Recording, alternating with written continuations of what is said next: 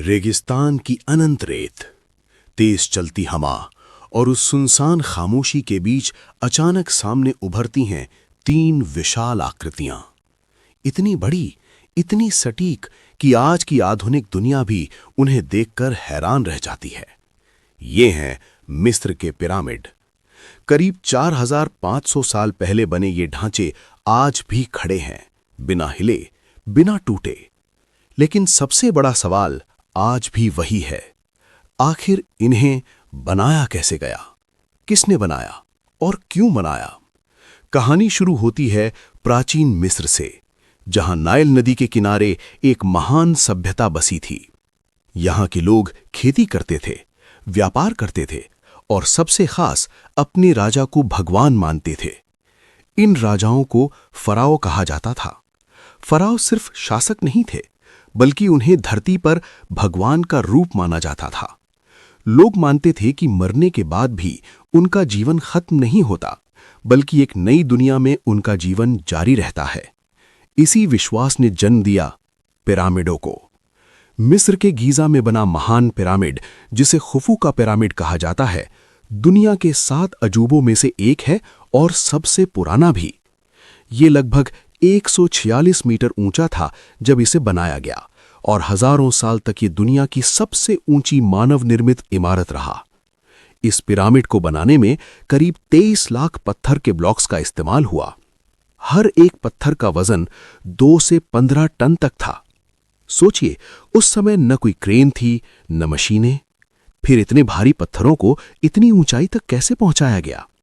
वैज्ञानिकों का मानना है कि मजदूरों ने रैंप यानी ढलान का इस्तेमाल किया होगा।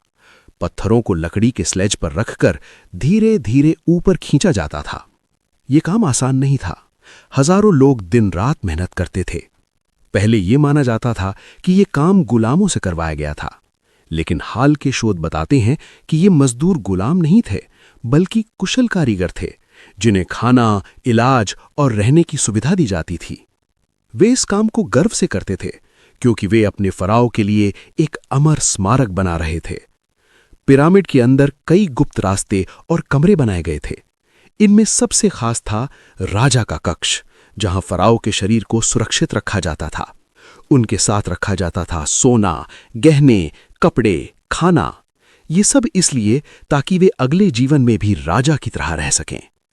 मिस्र के लोग मृत्यु से डरते नहीं थे, बल्कि उसे एक यात्रा मानते थे, और पिरामिड उस यात्रा का दरवाजा थे। लेकिन पिरामिड सिर्फ कब्र नहीं थे, उनकी बनावट में एक अद्भुत सटीकता भी छिपी है।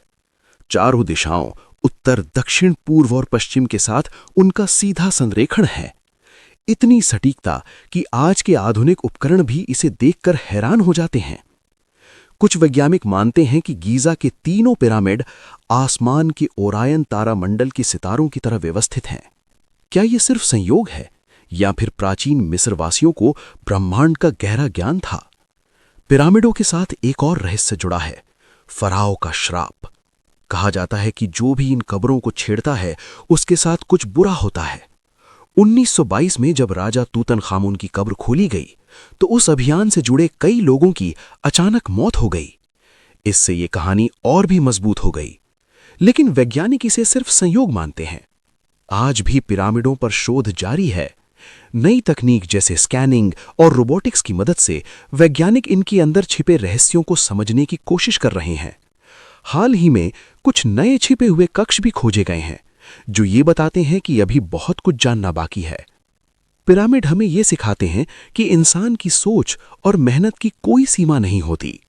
हजारों साल पहले बिना आधुनिक तकनीक के लोगों ने ऐसा कुछ बनाया जो आज भी दुनिया को हैरान करता है। ये सिर्फ पत्थरों के ढांचे नहीं है, ये एक कहानी है, एक ऐसी कहानी जो समय से भी पुरानी है।